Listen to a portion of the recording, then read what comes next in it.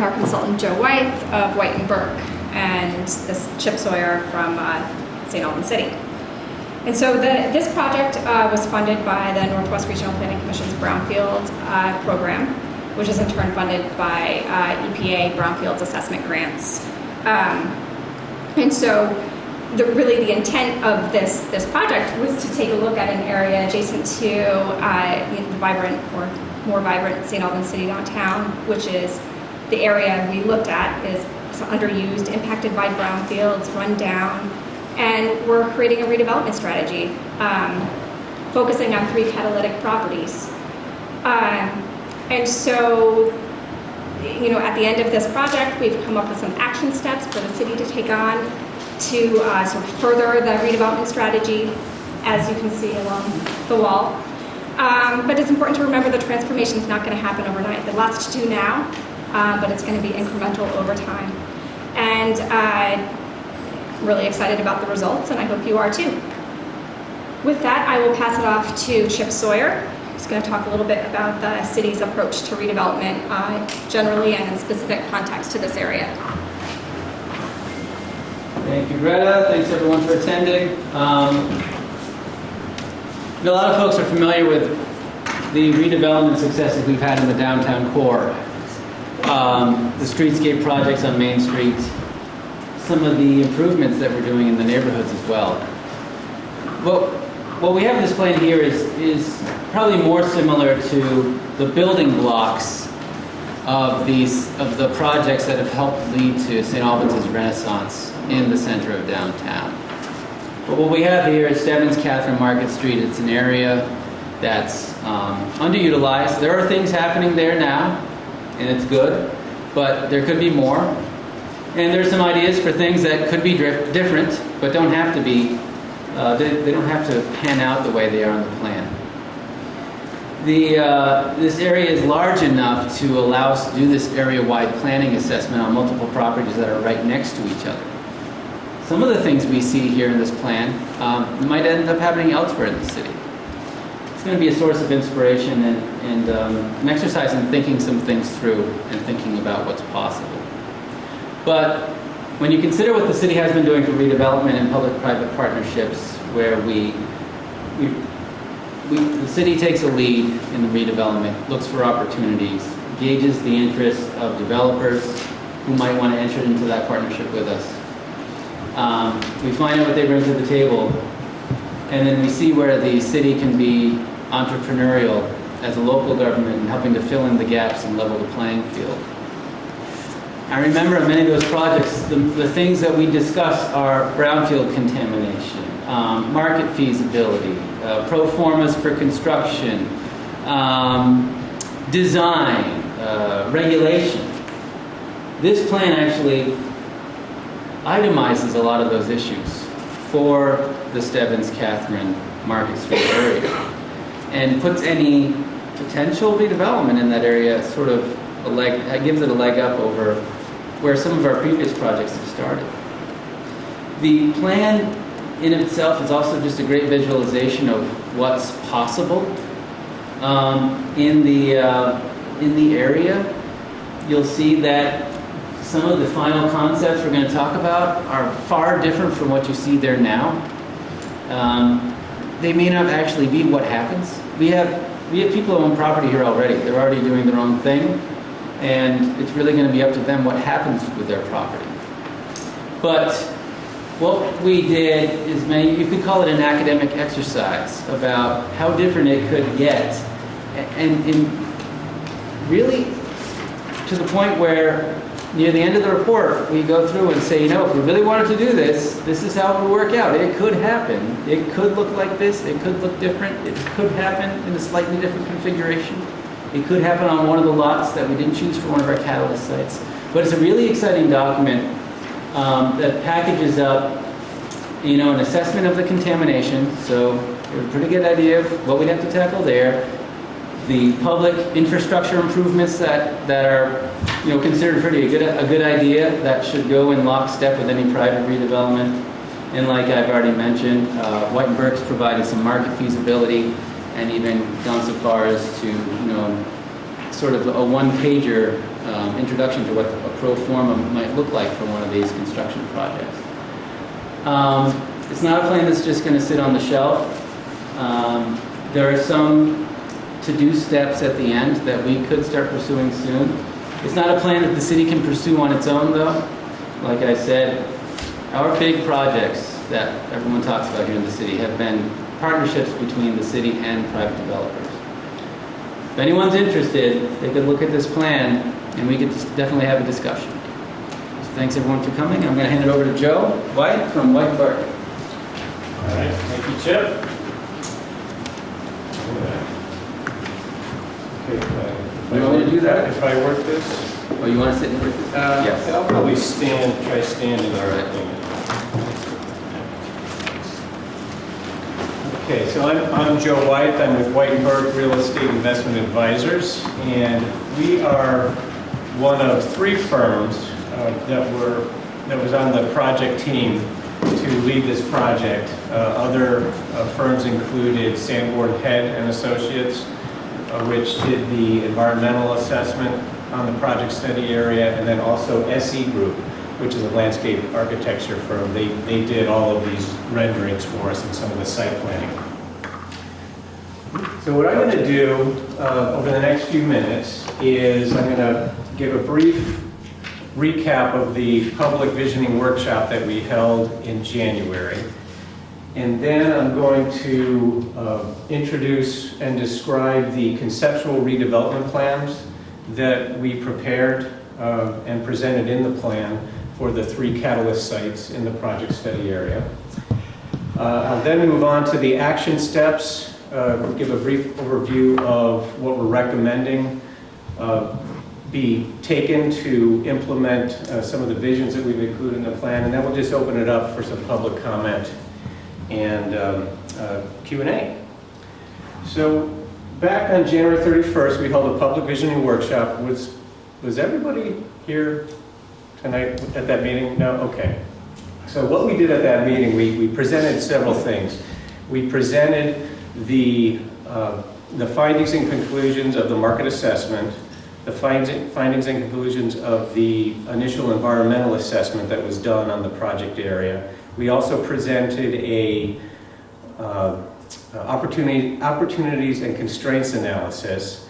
And then we also prepared a number of long-range conceptual visions for how the area could develop. And we had different exhibits that we displayed across the room, and we basically just opened it up to the participants there to walk around, have discussions, look at these various exhibits. The intent of these exhibits was really just to generate some ideas and some thought and some discussion amongst the participants.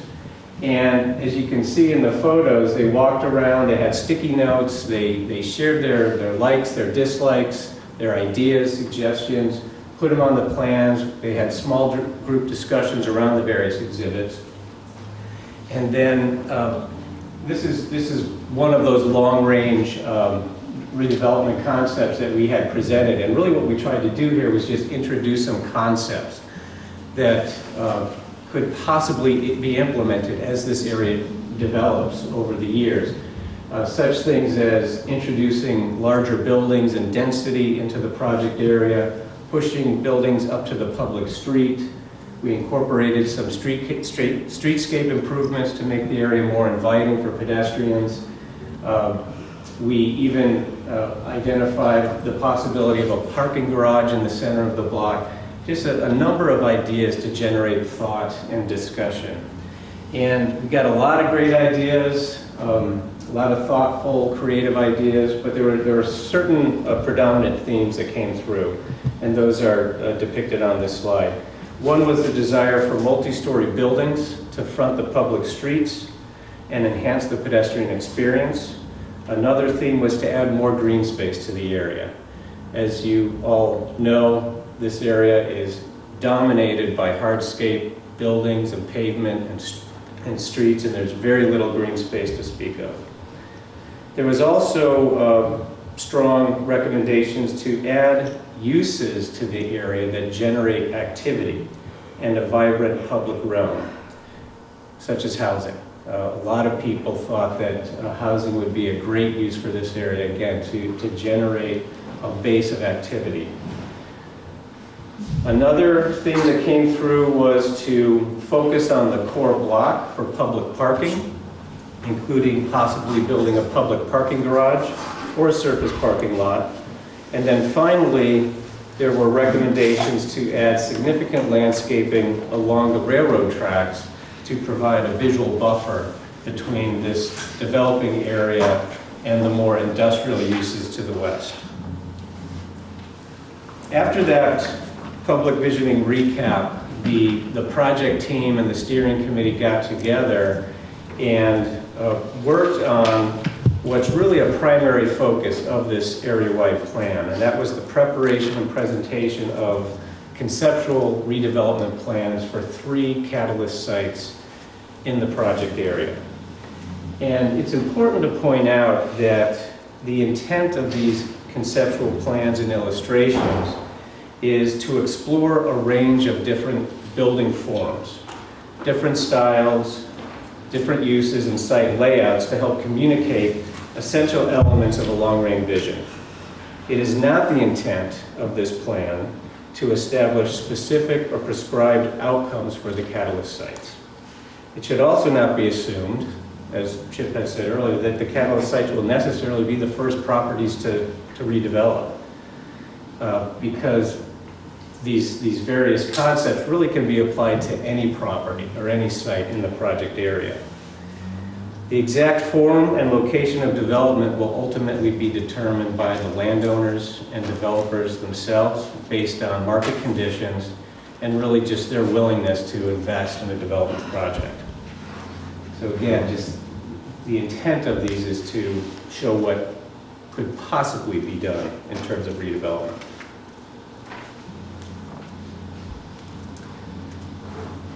In developing these conceptual redevelopment plans, the project team and the steering committee took into consideration the market conditions, which was very important, but we also tried to promote certain foundational elements that we thought would be important as far as redevelopment in this area. And those foundational elements are shown on this slide. One was to use buildings to define spaces, such as placing buildings up front on the public right-of-way to help define space, expand the public realm, and enliven the human experience. Another element was to elevate pedestrian movement within the block and through the block to enhance mobility, improve the public experience, and improve connections to the broader downtown and the surrounding areas. You don't mean literally elevate, you mean increase. Right. Okay. Yes. Yes. Trying to look for different words, you know, instead of using the same ones over and over. Another element was to maintain access to the interior of the block. The core of the block will continue to play an important role in providing areas for parking, and maintaining access to the core is very important. Another foundational element that we tried to promote was to make things green.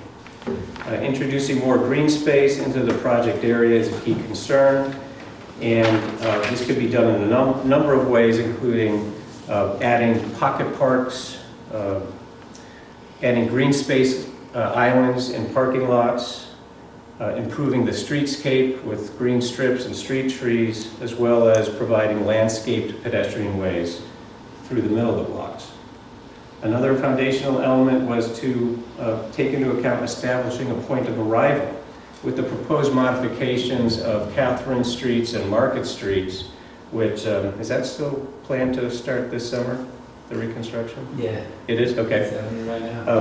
Oh, good.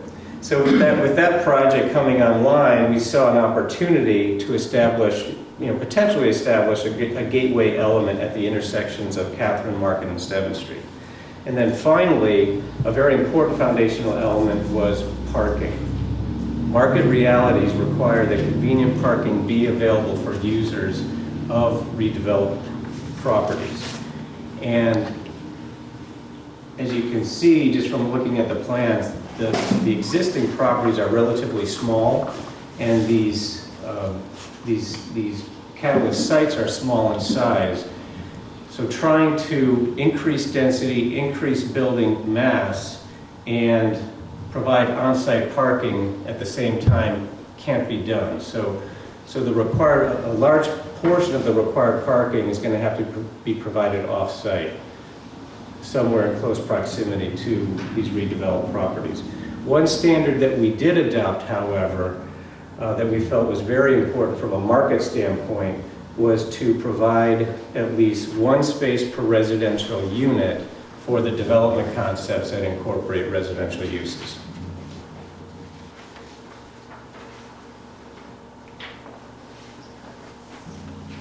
So this is a plan showing the 3 catalyst sites with the proposed buildings and site layouts. And the 3 sites, Catalyst Site A is on the northeast corner of Catherine Street and Stebbins Street. And this site actually combines 3 existing smaller parcels, which are all owned by the same person, 21, 23, and 25 Stebbins Street. And the size of this is about 0.4 acres.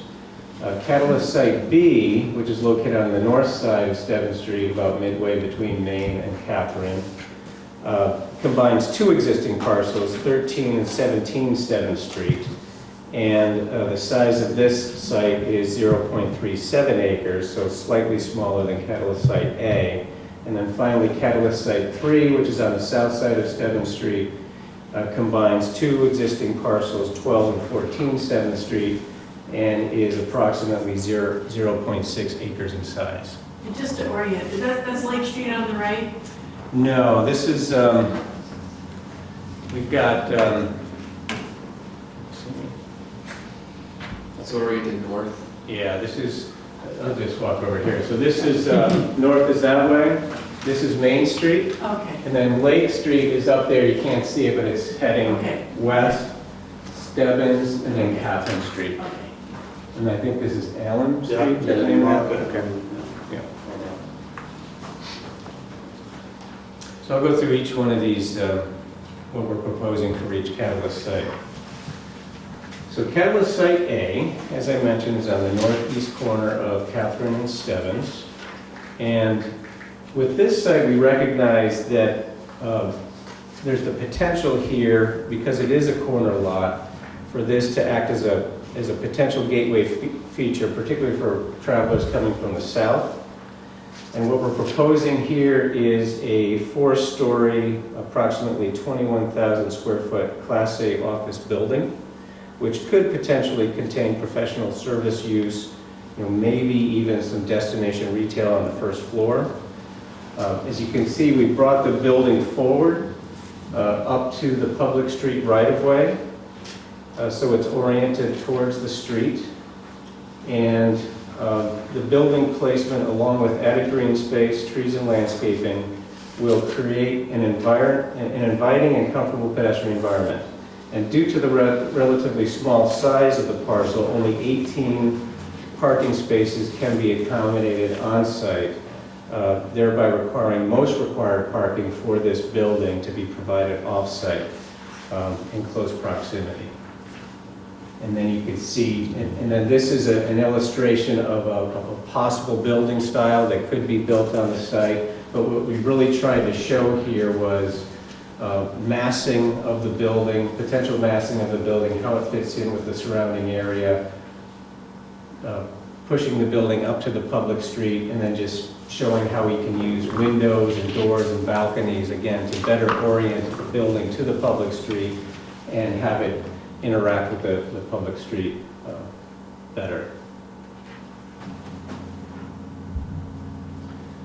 And then here's a few more visuals of that building from different angles. The top one to the left is approximately from the intersection of Allen Street and Stebbins Street looking northeast. The picture on the right, again, is from approximately the same area, but up higher.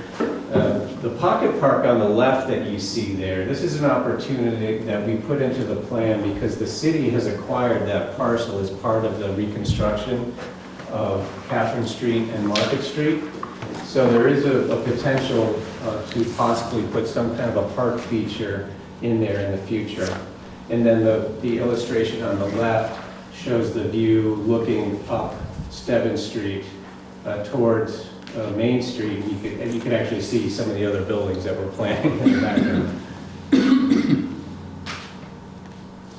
Catalyst Site B is shown on this slide. And this redevelopment concept plan envisions a 3-story, approximately 13,500 square foot mixed-use building with commercial use on the first floor and 12 residential units above. Similar to Catalyst Site A, the building has been brought up to the front property line and is oriented to the public street, which is Stebbins Street. And to maximize on-site parking and provide at least one space per residential unit, floors 2 and 3 are actually cantilevered over a row of parking, surface parking, located behind the building. 12 residential units are proposed and 15 on-site parking spaces are being provided. Green space, trees, and landscaping have been added to the site. Sidewalk and vehicular connections are proposed with the properties to the north to promote interconnections between properties and access to the potential, or to a potential future shared parking facility. So in this location, you can see we've shown a possible future connection to the property to the north, both vehicular and also pedestrian connections to the north.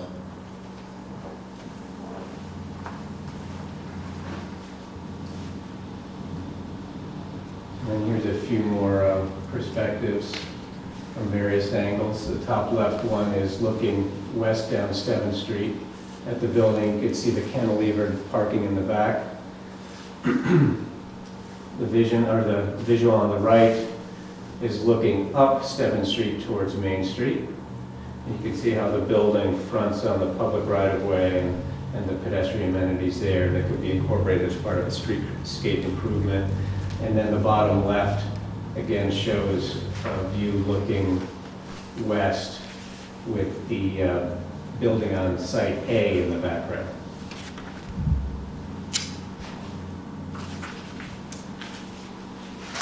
And then Catalyst Site C, on the south side of 7th Street. Here we're proposing suggesting a new 3-story, 30-unit residential apartment building, approximately 26,500 square feet. This building, we feel, provides an appropriate transition from the predominantly residential neighborhood to the south to the commercial institutional uses to the north. And then similar to Catalyst Sites A and B, the building has been placed up front on the public right-of-way, helping to form an urban edge and create a vibrant pedestrian experience. On-site parking is located on the sides and the rear of the building, and we've provided 30 parking spaces on-site, which will accommodate one space per residential unit. And the site has also been designed to allow a future connection from the Willard Mill Apartments in the future.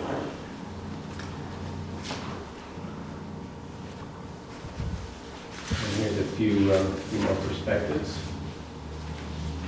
Top left is looking up Stebbins towards Main. The bottom right is looking west. And the bottom left is also looking at the building from the north side of the street. But you can see, the type. We just try to use different materials to give an idea of what could potentially be done. And again, we really just tried to focus on showing how windows and doors can be used to relate the building to the public street.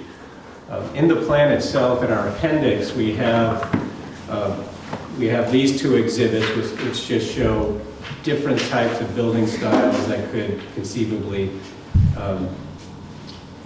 be used similar styles could be used in this area and we think would fit in very nicely.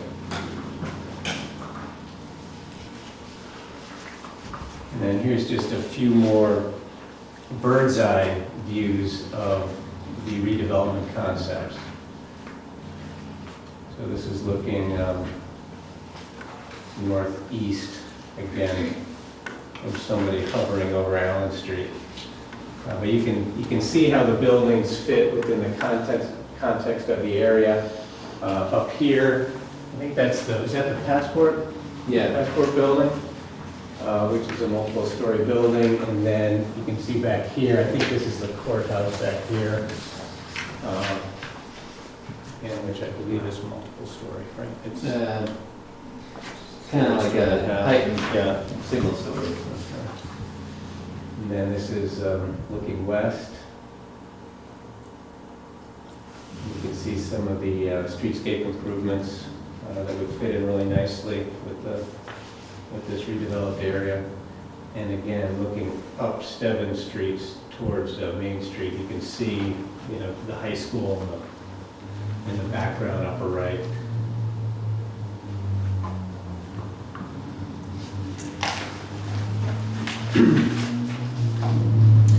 So a key component, as Chip had mentioned earlier, of this area-wide plan was the preparation of a financial feasibility analysis to determine whether the redevelopment concepts that we've come up with are likely to be economically viable, considering the market dynamics.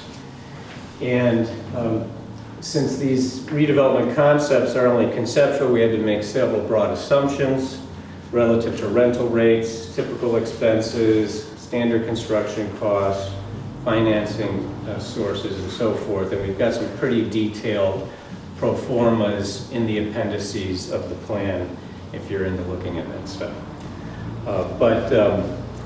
These analyses were really helpful in providing a good overall sense of feasibility for development on these sites. They were particularly helpful in helping us understand whether a typical developer investor type project, and what I mean by typical, that's a project by a developer who is relying on market rents, standard construction costs, and conventional financing, whether that type of project is likely to be viable, or if not, whether more creative approaches will be necessary to see a project come to fruition. And by creative approaches, we're talking about a number of the things that Chip had mentioned during his introduction, and that would include alternative financing, public-private partnerships where the city gets directly involved in a project by helping provide some funding to bring down the construction costs, and so forth. And what we found in our analyses, which is not surprising, is that a typical development would be very, very challenging to work financially. And the reason for that is because the market rents in St. Albans, similar to most downtowns outside of Chittenden County, aren't high enough to cover the high cost of construction and allow enough return that would be attractive to a typical developer. So this points to the need to look for more creative approaches to development in our downtowns to get things to work. And there's a number of approaches that can be taken, and it's become the norm in Vermont. Just about every downtown development project that's going on these days has to rely on alternative financing sources and really just being creative, working with the municipalities to get these projects to work and pencil out. And we've listed in the plan, and we show up here on this slide that some of the different techniques that are used to work together and get these projects to pencil out financially. One of which is using alternative financing. These are typically public subsidized funding sources like tax credits, new market tax credits, are used quite a bit. They were used on the state office building here in St. Albans. There's also affordable housing tax credits that are used quite often and could be used in a project in this area. Low interest loans are available through sources such as VEDA, which is the Vermont Economic Development Association, I believe. There's affordable housing, low interest loans, and also low interest loans related to brownfields cleanup, and other government-sponsored grants that can be used in different areas of the project to bring down the overall cost and help make these financially feasible. Public-private partnerships are another important technique where the city gets directly involved in a development project by, in effect, becoming a partner. And there's different ways that they can get involved, such as pursuing grants to help lower the cost of the project for the developer, providing a low-interest loan directly to the developer. That was done for the hotel project here on Lake Street. And possibly utilizing public funds to upgrade infrastructure, provide off-site parking facilities, or even in some cases purchase property, clean it up, and then sell it to a developer at a reduced price. Again, these are techniques that are being used all across Vermont, including here in St. Albans. The Ace Hardware project was a public-private partnership. The state office building utilized new market tax credits, and the hotel project, another good example. Another technique is to go out and find and recruit opportunistic users, and by that we mean specific businesses and institutions that are looking to expand or relocate, and they want to be in a specific location, like a downtown, like downtown St. Albans. And typically they are willing to pay above market rents, which again helps these projects work financially. Good example is the state office building. They're paying above market rents, but that was necessary to get a developer who was willing to build the project. Patient capital is another technique that's typically used, where you find investors who are connected to a certain area, such as St. Albans, and who are willing to accept a lower return on investment or forego a return on investment in early years. This technique's been used down in Brattleboro with the Brooks House redevelopment, and is also being employed in a new project, public-private partnership project down in Bennington. And then finally, strict cost controls. Finding a developer who can develop at a lower cost per square foot. Typically this involves a smaller local developer who has low overhead, doesn't necessarily charge a development fee, and basically just uses a lot of sweat equity to lower the cost of construction. So just some ideas. Again, this is becoming the norm in downtown development in Vermont. And it's been done successfully, including here in St. Albans. So in addition to preparing these redevelopment concepts for the catalyst sites, we've also prepared, and we've included in this plan, an alternative rehabilitation concept plan. And basically, we're due to market realities in St. Albans, we anticipate that revitalization in the project area is likely, at least for most of the properties, is going to be slow and incremental and involve renovations to existing structures and properties in advance of major redevelopment, similar to what happened on Pine Street in downtown Burlington. That's an area that took 30 years to redevelop. It happened slowly and incrementally, and now it's the cool place to be, with lots of new development going on, millions of dollars being invested, and some thriving businesses. So because of this, we decided to add this alternative rehabilitation concept plan, which is intended to act as a guide and encourage, as part of a lower cost renovation project, the incorporation of various improvements that promote the foundational elements that we talked about, such as adding green space or allowing for connections between properties, both vehicular and pedestrian connections. So again, it acts as a guideline, so when somebody comes in, hopefully they're willing to incorporate some of these improvements. So for example, with Catalyst Site A, which is the northeast corner, there's 2 existing buildings on the property. If they were to be rehabbed, some other things that could potentially be done on the property would be to add a small parking lot in front. I think we've got 13 spaces there approximately. But then there's an opportunity to also add green space. Add green space along Catherine Street, add some street trees, and really just make it a more inviting place to be. With Catalyst Site B, which is on the north side of Stebbins Street, again, we've taken the opportunity to close one of the entrances and add green space and pedestrian connections and a number of street trees. And then with Catalyst Site C, we've shown just a layout that adds some parking to the sides and rear of the building, orients the building to the public street, and again adds some green space and landscaping, and helps promote some of those foundational elements that I talked about earlier. Again, just a guideline to help encourage property owners when they're renovating their properties to incorporate some of these improvements. Action steps.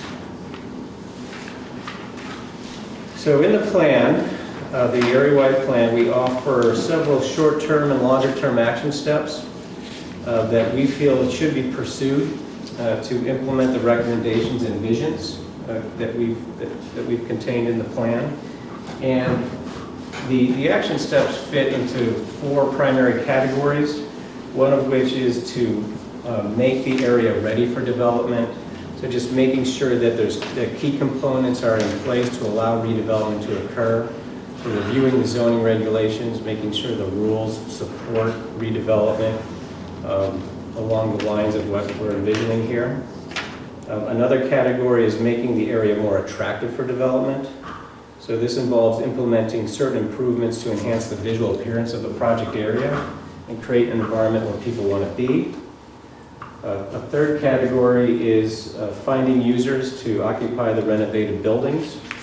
So being proactive in reaching out to landowners, developers, and identify and secure potential users of renovated buildings or new development. And then finally, the 4th category is financing, figuring out how to pay for these redevelopment projects so they are economically viable.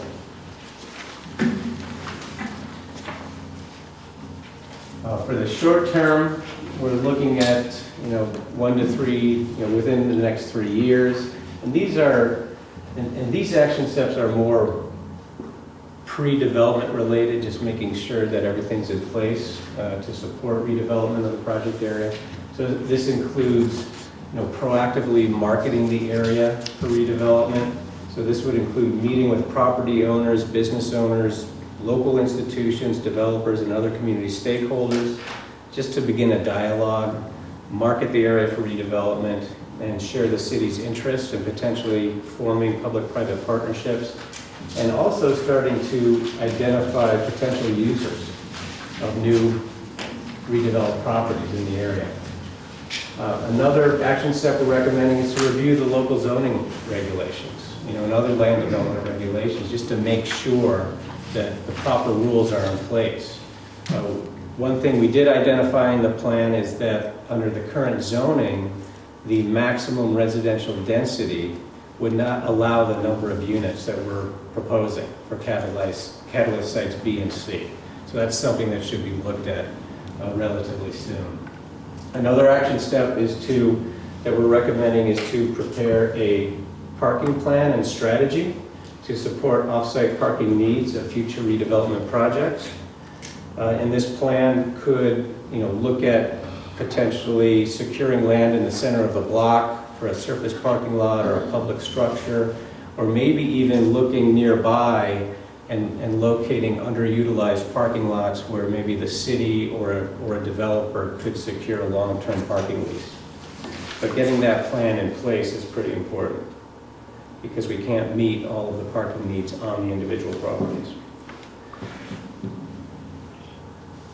Another action step is to begin identifying public funding sources, meet with regional and state officials to identify possible grants, tax credits, and other funding options that could be leveraged to attract private investment in the project area. Another short-term action step is to begin preparing a streetscape improvement plan, start obtaining funding for design, permitting, and construction of streetscape improvements along Stebbins, Catherine, and Market Streets. Another action step is to evaluate the potential use of tax increment financing to help spur development in the project area. This could be used to fund some public streetscape improvements, parking facilities, or even be used to purchase property, clean it up, and then sell it to developers for a project that the city would like to see happen in this area. We've also recommended that we begin assessing locations for public gathering spaces like pocket parks or other little parks where people can visit and hang out and just make the area more interesting. And by creating some plans or identifying some areas when streetscape improvement projects start to get worked on, these can get incorporated, or if a development comes in, perhaps they can incorporate some of these pocket parks into their plans.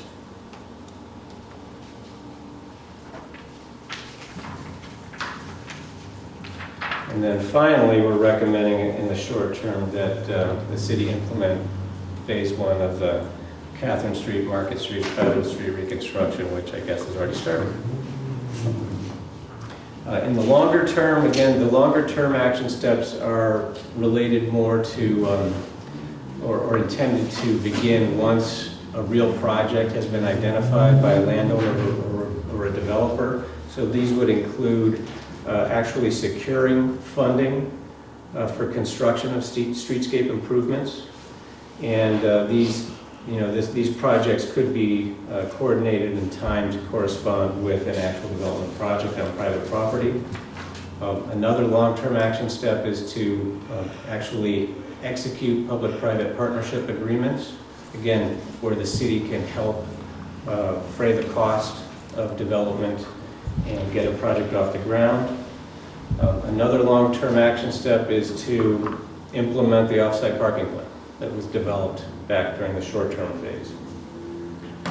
A fourth action step is to assist property owners and developers with obtaining necessary funding for environmental remediation, such as cleanup grants or state revolving loan funds.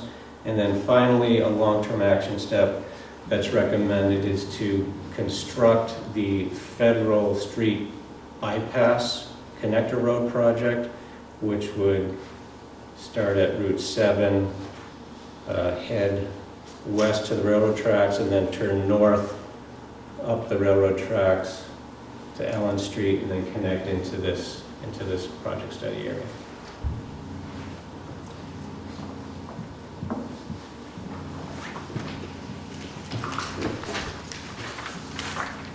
Public comment time.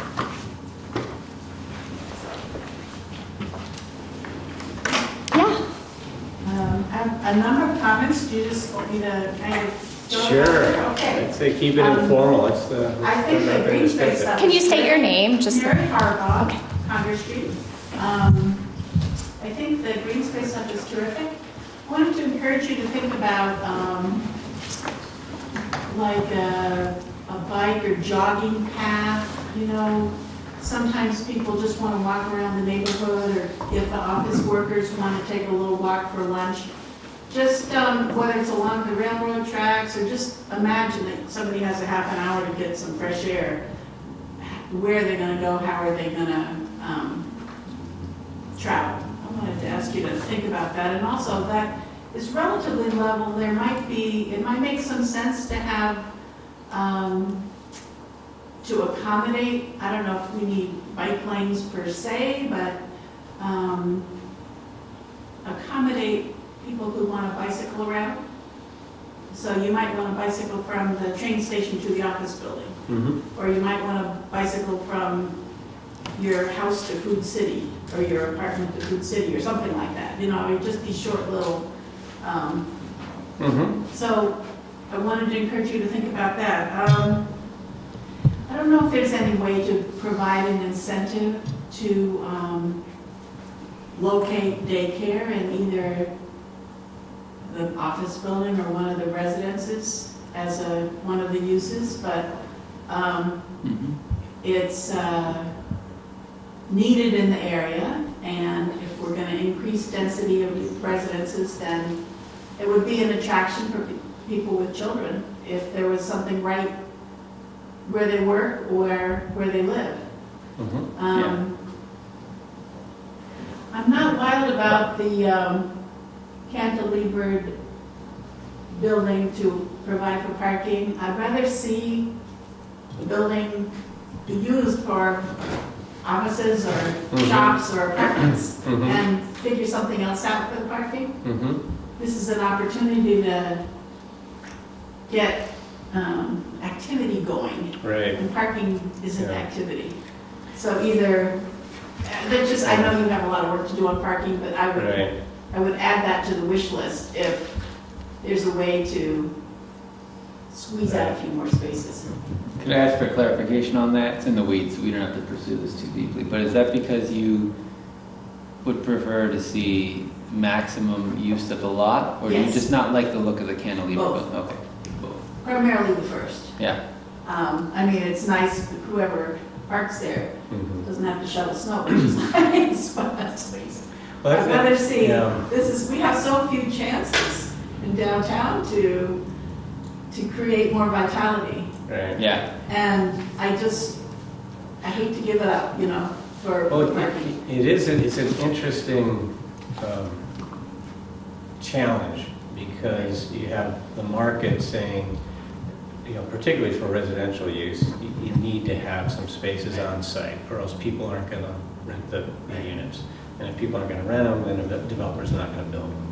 So we tried to reach that balance by providing at least one space per unit, and the only way we could do that was I understand why. I know you have a challenge for parking, and I'm guessing that's what, 20 spaces? Not even, probably.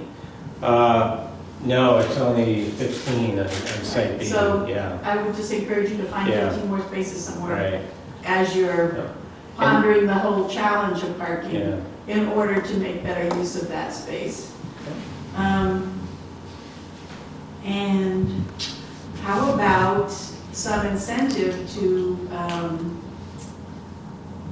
encourage building styles that support solar energy? So south-facing roofs and,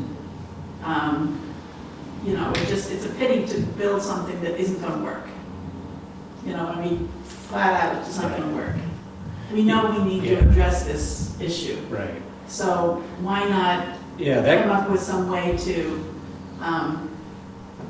that could easily be incorporated into these projects. I mean, we didn't go to that level of detail, but definitely energy efficiency is a requirement, but even going the extra step and providing some type of source could be done. Currently brownfields, there are incentives to develop solar on brownfield sites right now. So 500 kilowatt or less solar development for net metering. Brownfields, rooftops, parking lots. Oh, On the sites. And then, a couple more. A bunch of stuff. Sure. I'd rather see, I know these are just like ideas, but I'd rather see both of the two more massive buildings be a little bit more articulated, the office building and the big apartment building. they're just such big blocks. And the three different colors on the one don't quite do it for me. I'd rather encourage something that's a little more sort of human-friendly, not quite so massive and industrial looking. And finally, I love the idea of public gathering spaces, and I think some kind of shelter, whether it's trees or a pavilion or a solar shade or something like that, and some chairs would go a long way to encouraging people to gather. So those are things that, depending on somebody's preference or budget, could be incorporated. You're welcome.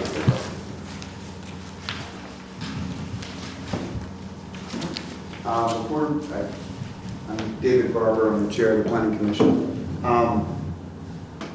A couple things that Joe mentioned. One was some of the work that the city could do, and something that the Planning Commission can do is can take a look at the current zoning regs and, like you said, amend them to allow higher density. And I also think that, and I've been saying this for the whole year that we were studying this project, is that I think we need to implement a special design review district for this area. I just think that right now, I just don't want to see a redevelopment of this area that is just all bricks and granite, and just looks just like the historic downtown.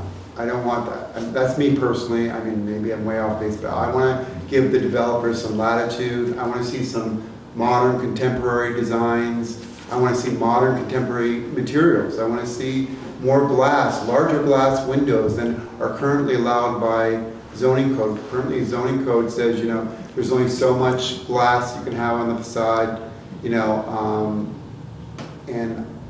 that's fine for downtown. You wouldn't want huge, glass curtain walls, but here's an area that's just, largely consisting of, vacant lots and parking lots and, old uses that are either old warehouses that have been empty or, automotive related uses, car repair, little car repair shops. Let's knock those down and build something that is, vibrant, like the examples that he pulled out of, design books here. And again, their responsibility wasn't to really articulate, that. He was doing more just sort of scale and massing on the conceptual things.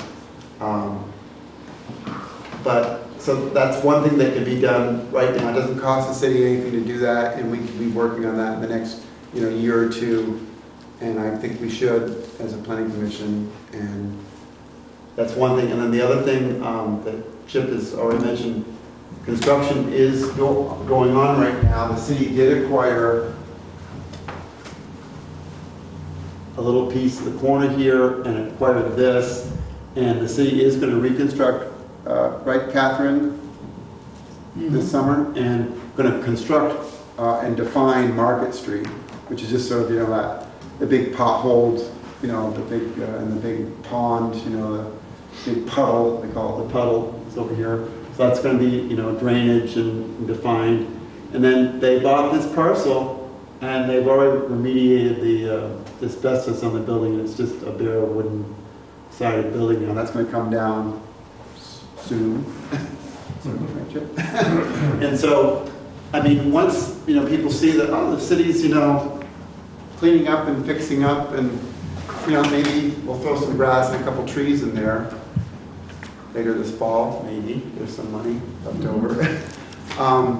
I just think people will see something's happening, they've repaved and put sidewalks in and fixed the curbs, and they, got rid of that shack of a building, and they planted some, grass and trees, and geez, it's looking better already. Maybe they put in a little, bike path or left room space for a bike path, because really, the streets are really tired, and, I mean, the reconstruction of Stebbins, I understand, is gonna have to wait until, you know, additional funds, or maybe a developer comes in with a bigger project, but that intersection definitely can be redone, and will be redone this summer, so there's two things the city could do, you know, that isn't gonna,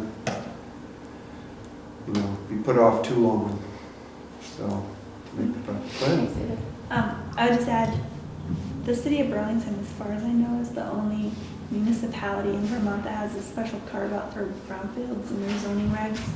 So you can look to see what they put in there, but they basically, if you're redeveloping a brownfield, then you can waive your parking density, your building height, and the distance from the road. So they have some language of. I totally agree with all three of So those. brownfield redevelopment incentives and their zoning. Yeah.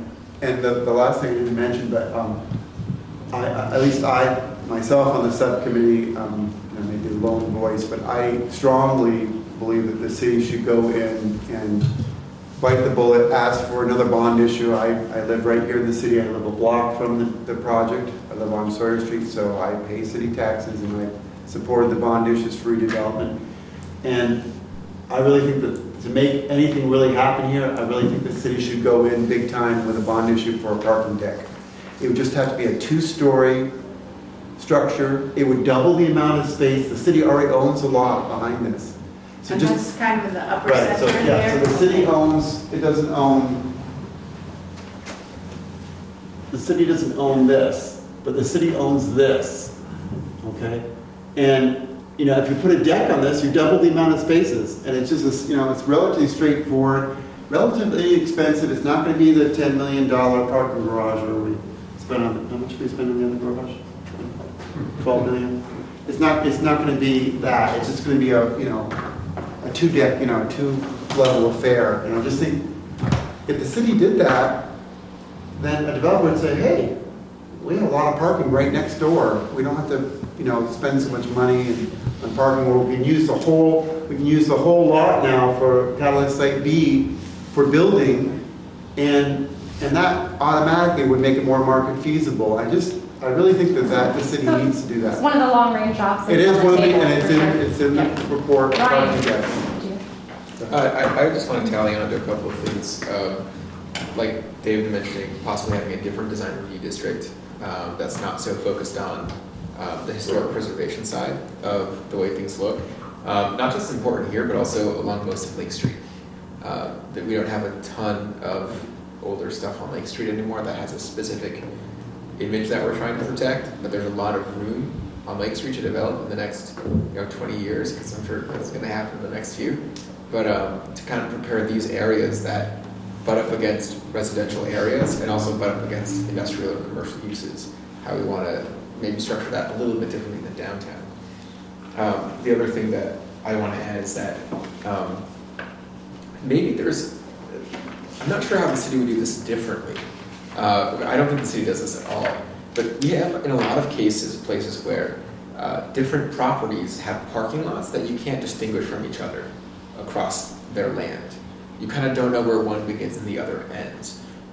Or in other places they do butt up and there's awkward little spaces in between, and if the city could help or develop a policy where they would help facilitate, not finance or anything else, but just help facilitate different property owners to make agreements where they can make the most efficient use of their parking lot areas. So that, if you look just on the lower side of this block on Main Street, you have different access points that cut across the sidewalks on Main Street. There's one access that comes from the back. Parking lot, and they're separated by fences. Now imagine if you've got these 3 landowners together, they didn't spend any city money at all, we just said, take down that fence, take down this fence.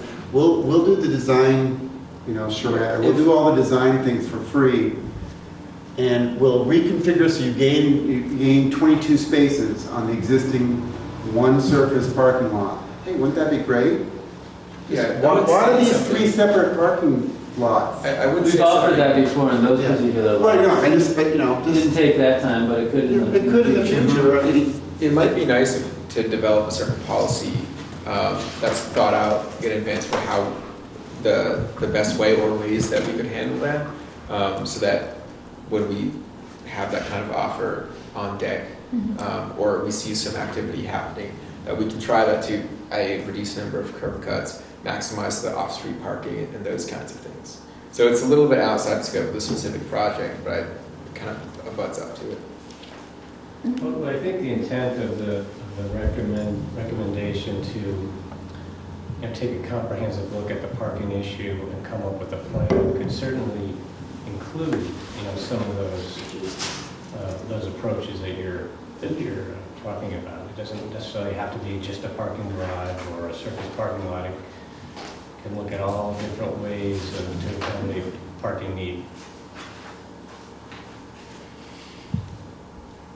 Any other comments tonight? Questions? Yeah. Hi, my name is Norman Stanislaus, and I'm the owner of Catalyst Site A. I own multiple commercial, residential, and industrial properties within the city that I've been purchasing over approximately the last 12 years, with hoping someday there was going to be a vision to bring things together in the downtown. And obviously we've seen that work in action with the Ace Hardware site, the hotel site, the state site. My concern currently on this particular site is how the new route for the bypass is going to affect this corner and affect this street, because I believe what's going to be happening is the majority of the truck traffic is going to be diverted down Stebbins and across Catherine Street. So are there any ratios out there yet and currently how much truck traffic versus vehicular traffic there will be on them streets? Because that's going to have a tremendous impact on what in fact this area would be able to support for the future as far as commercial, office, and residential spaces. Yeah, we don't have truck counts at the moment, although we do know that there are many trucks that are already accessing the Federal Street corridor before they get this far. So there are many trucks that are already using Catherine, Market, and Stebbins Street. And part of the reasoning for the project we're undertaking now is because the trucks are already using it. And we're things like creating this better turning radius on Catherine and Stebbins, creating the four-way stop at Catherine's Lake and Federal, where because it's being used as a route, as an alternative to the Main Street corridor already by cars and by trucks. We're not sure how much of an increase in truck traffic there will be because of the construction project that we're engaging in now or the future iterations. We do know that trucks don't like going up Lake Street right now, and we would continue to discourage them from doing so based with the tight turning radiuses at the top at Main Street. The thing we would need to be on the lookout for, in the vein of your comment, Norm, would be if we ever do create that connection way down at the southern end, the new road, the one that connects at the end of the Interstate Access Highway, and then loops around and connects to Lemon Drive, and then you can go down Lemon Drive, and then Allen, and then you'd be here.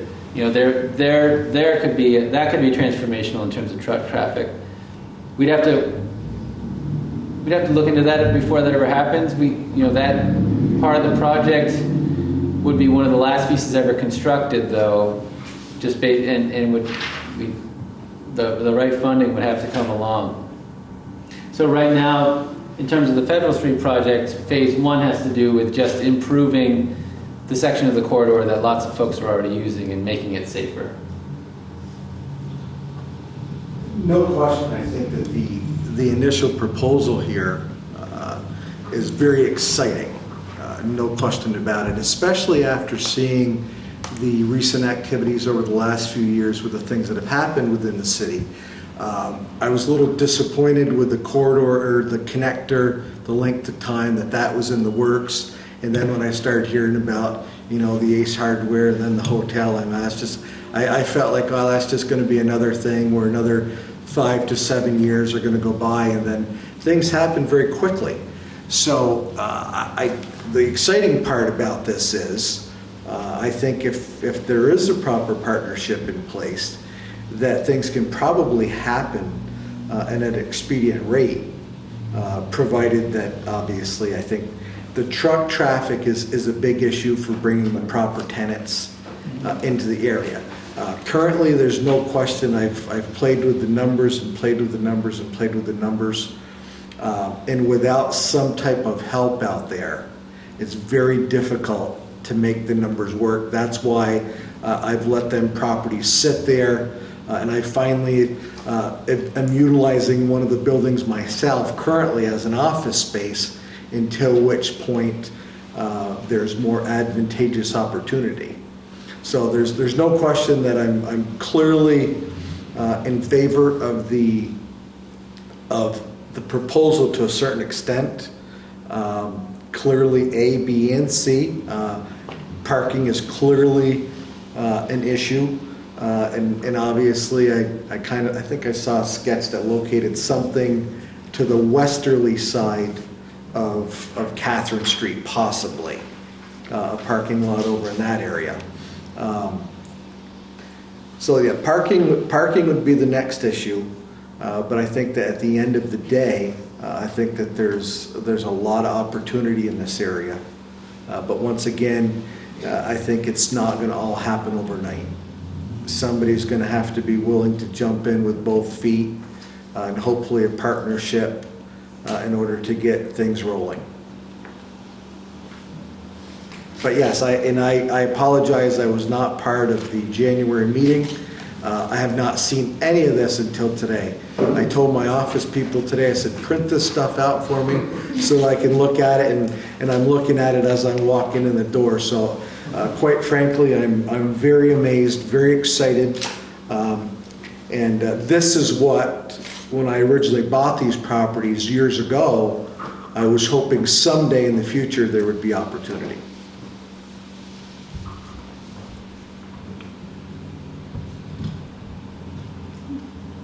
Thank you. Yeah. I think to go along with that, I think sidewalks are really important in how we buffer people from the street. You know, like just as an example, how we have A drawn right here, the trees are closer to the building than they are to the road, rather than having that separation from the sidewalk and the road. You know, like in the downtown, we have tree pits and the trees are further away from the building. If we're talking about an area that's going to have truck traffic and that we hope in the future in our long-range planning that it's going to take more of the truck traffic, certainly away from other streets, including Stebbins itself, that how we want to make the sidewalk space big enough that people feel like they have a safe buffer from larger or faster moving vehicles. And also it goes along with anytime you have just parking, you know, parallel on the side of the street where people open up their doors, not having 4-foot sidewalks, but you know, having something a little bit more substantial, really anywhere in a business or commercial district. That makes a lot of sense.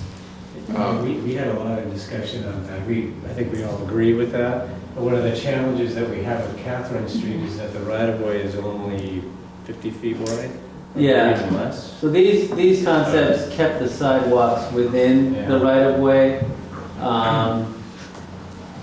If traffic buffering was a concern for any one of these sites, you know, we would probably have to enter into an agreement as part of the development to use more of the site for the sidewalk, create more of the buffer on the public side. It would have a cascade effect on what you can actually do on the site. But that it's all possible. Your suggestion's all possible with what might end up actually happening in any one of these sites. We do have a recommendation in the plan, I don't know exactly where it is, where I think we say that as properties redevelop along Catherine Street, you know, perhaps they can be set back a sufficient distance so you can get a green strip and a sidewalk, you know, potentially on the private property, but just to get it away from the road.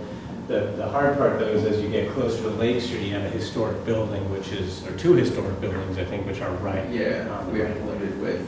So kind of. But even on just green space, because obviously in the downtown we don't put green space between the sidewalk and the road. We just have sidewalk with interruptions of tree pits and stuff like that, which just seems a lot more appropriate for a place that you're going to have either a high level of people walking in and out of their businesses or apartment complexes. Unrelated to that, a long time ago when we had the planning charrette, we had the suggestion that maybe that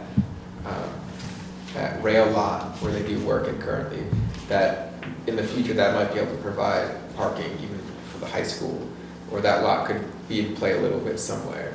Has there ever been more discussion about that area along the railroad tracks and Allen, if they would be able The to four use siding? sites? It's called Beartown, and the railroad actively uses it. Yeah. Yeah. So that would have to change, obviously. They may or may not be interested in relocating it someday, but I didn't know if it had been explored, if they had other it has been explored space in their the vast past. lands. It has been explored in the past. So that's this, they do use it. It's where you can offload things off of a rail car bottom feeder and then convey it up to a truck, and they unload all of the rides at the Champlain Valley Fair there using those four sidings. So they do use it at the moment. What did you call it? They call it Beartown. Beartown. Beartown. I've heard of an interesting story behind it. B-E-A-R. That's off Federal Street. Yeah. Market Street. One of the reasons why the railroad bought Market Street back was so that they could access Beartown.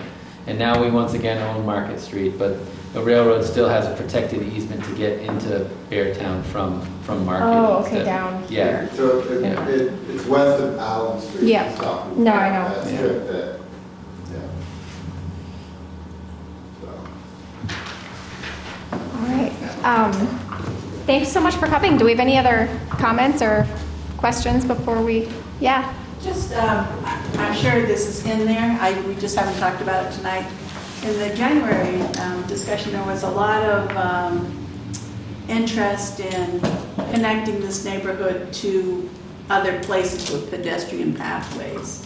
So there's some allusion to that, but we haven't actually described it. I assume that's still part of the goal. Yeah. And if you remember how tax increment financing works, if that's the way the public part ever gets built, that you would sort of see, you've got it with TIF, you have a chicken or egg scenario, and the chicken and the egg have to kind of come at the same time.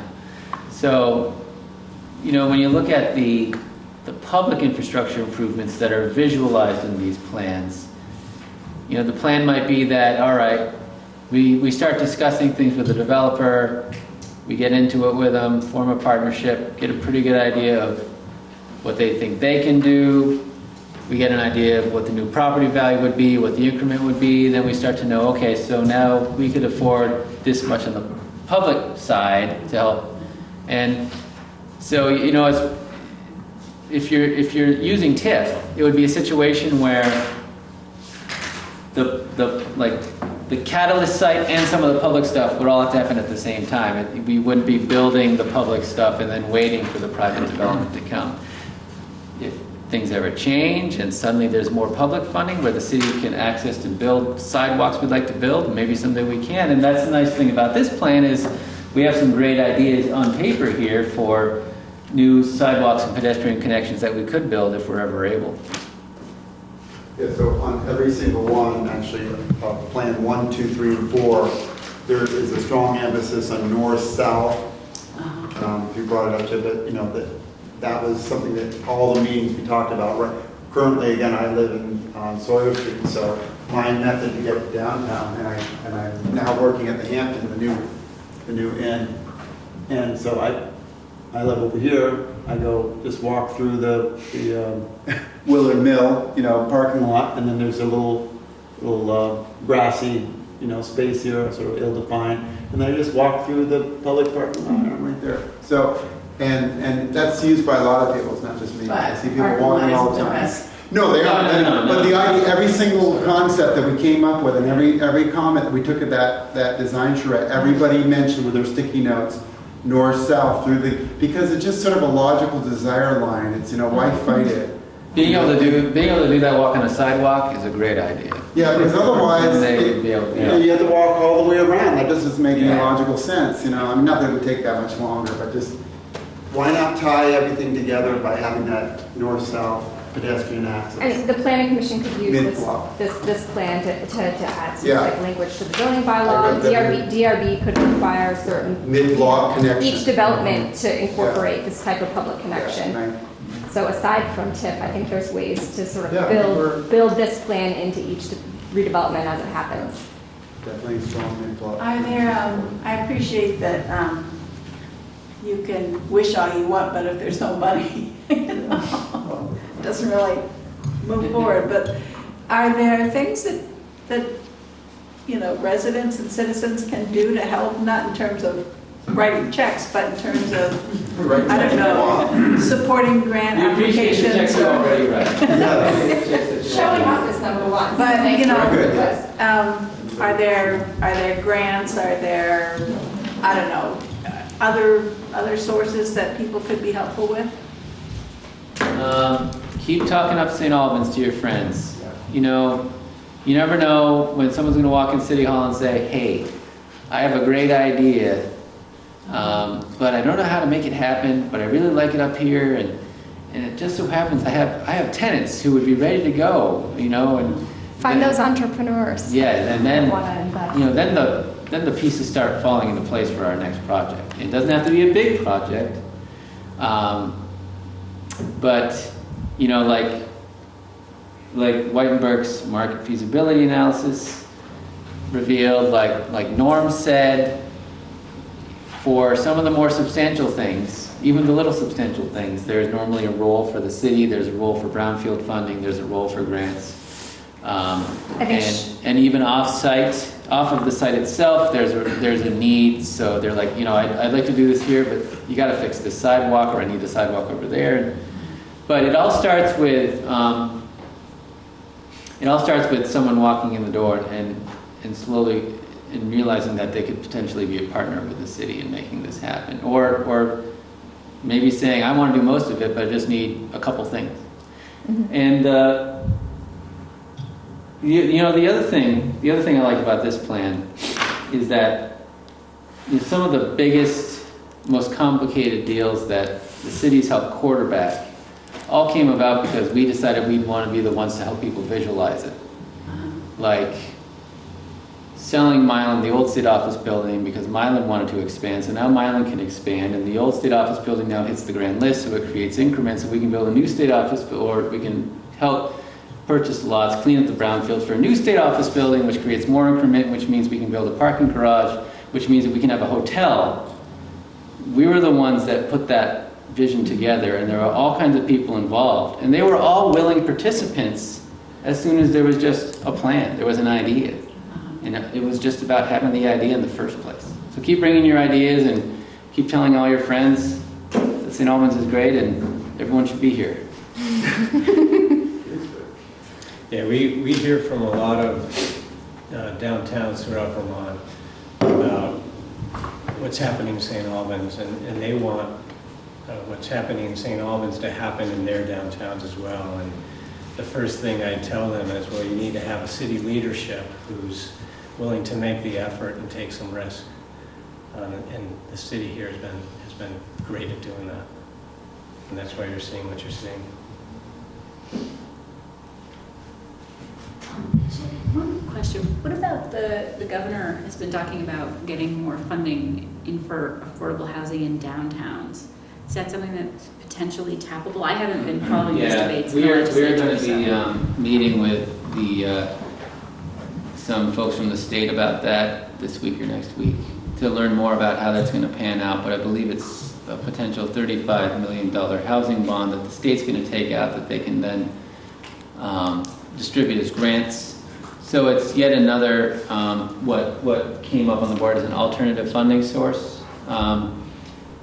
It might be a substantial new one. We don't know enough about it yet, but that's possible. I'd like to see a senior housing project in the city, for instance. That'd be a nice feather in our cap. It makes so much sense. And some family housing to help stabilize that student population in city school would be a wonderful thing if we can if we no longer had 20 to 30% of our kids moving every year at city school, we could do so much more to bring those kids up. I mean, we know that if they stay in the same place, we've got the programs in place that can take kids from below grade level to at or even above grade level, but we can't do it if they're moving to Swanton every 3 months and then back to the city and then off to Highgate.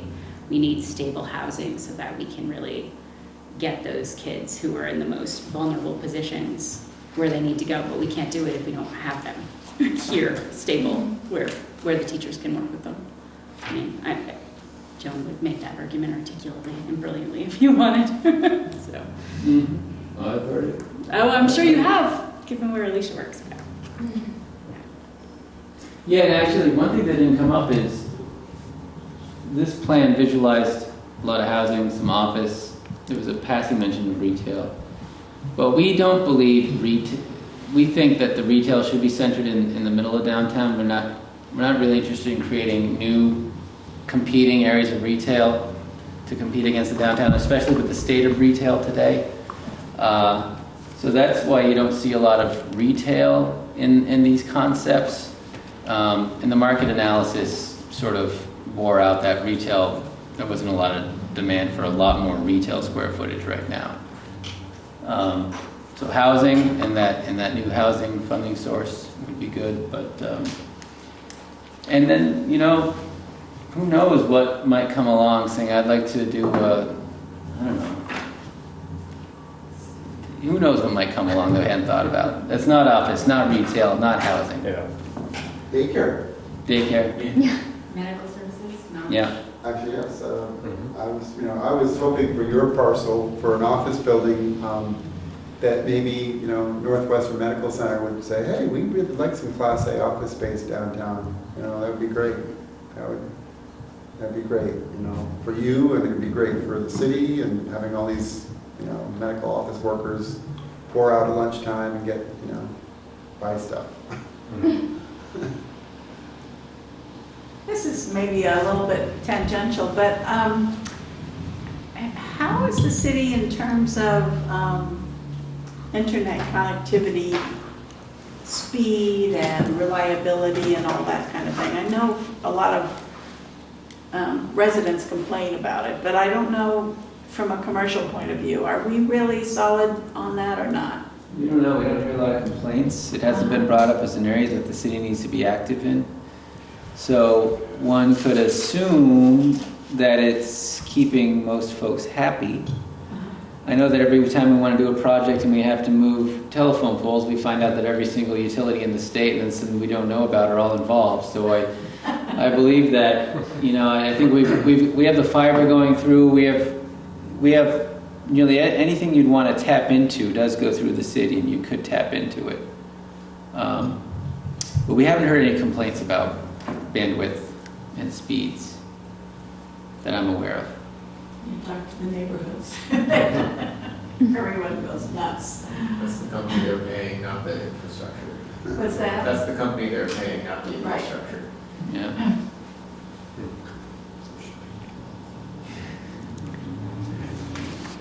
Well, great. Thank you all for coming. I think that we're excited to get on the ground. It was a good turnout, by the way. We appreciate it. Yeah, we really appreciate you coming out, and the city's ready to start working, and their doors are open. Thank you. All right. Thanks.